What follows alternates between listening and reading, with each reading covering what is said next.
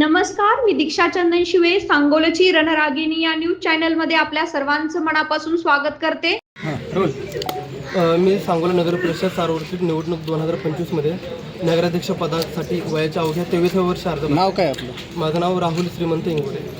अर्ज भरण्याचं कारण एवढंच की आम्ही ज्यावेळी शिक्षणाच्या निमित्तानं महाराष्ट्रामध्ये विविध शहरामध्ये जात असतो. कराडमध्ये मी राहिलो आहे, साताऱ्यात राहिलो आहे, अकोल्यामध्ये राहिलो आहे, विटामध्ये राहिलो आहे, बारामतीमध्ये राहिलो आहे. त्यावेळी मी त्या शहरामध्ये गेल्यानंतर असं वाटतं की एक टर्म, 2 टर्म, फार 3 टर्म त्या तालुक्याचे विद्यमान आमदार असतात आणि त्यांच्या 10-15 वर्षाच्या काळामध्ये तो विकास दिसून येतो. आमच्या तालुक्याचा इतिहास आहे, गिनीज बुकमध्ये आमच्या तालुक्याची नोंद आहे.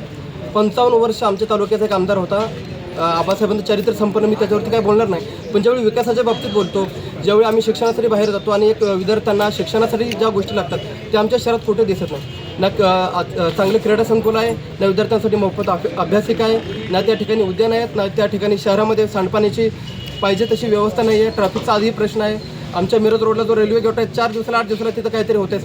त्यामुळे एक सुशिक्षित तरुण म्हणून ज्यावेळी आम्ही बाहेर जातो, शहर बघतो आणि ज्यावेळी आमचं शहर बघतो त्यावेळी असं म्हणजे मनामध्ये एक वेदना होतात की बाबा आमच्या शहरामध्ये त्या गोष्टी का होत नाहीत.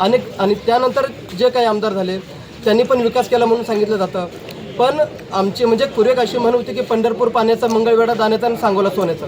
माझा सोन्याचा सांगोला मागच्या 60 वर्षात या सत्ताधाऱ्यांनी भंगाराच्या भावात नेला आहे. म्हणून येणाऱ्या निवडणुकीमध्ये या सांगोल्याची सुज्ञ जनता या सत्ताधाऱ्यांना, विरोधकांना, सगळ्यांना सुपडा साफ करून त्यांना भंगारामध्ये विकणार.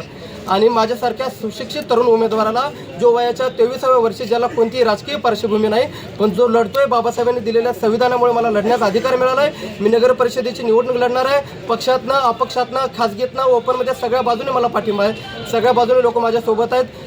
राजकीय, आर्थिक, सामाजिक, भूगोल, तुम्ही जगातल्या कुठल्या पण क्षेत्रात न्या, त्यात माझा रिझल्ट 100% आहे. मी तिथं भिडू शकतो, बोलू शकतो. म्हणून एक सुशिक्षित तरुण उमेदवार म्हणून शहरातील जनता माझ्या पाठीमागे उभा राहणार आहे आणि मोठ्या ताकदीनिशी माझा विजय निश्चित आहे आणि माझ्या गुलालाची खात्री मला आजच आहे.